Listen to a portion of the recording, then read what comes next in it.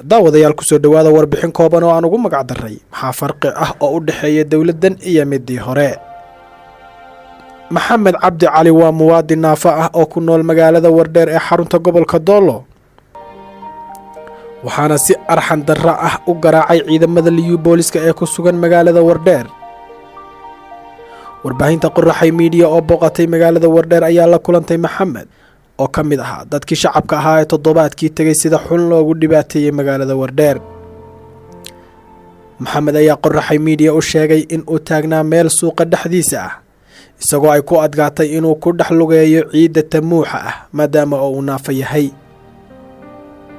Maxamed ayaa sheegay in ay soo gaadheen kooxo ciidan ah oo eryanayay dadkii shacabka ah ee mudaharaadayay, waxa uuna intaasi ku daray inay ku bilaabeen budheedh ay wateen, isaga oo sheegay in nabarrada intooda ugu badan uu ku dhuftay ninka lagu magacaabo Casaanye oo ka mid ah ciidanka gaarka ah ee deegaanka liyu booliska.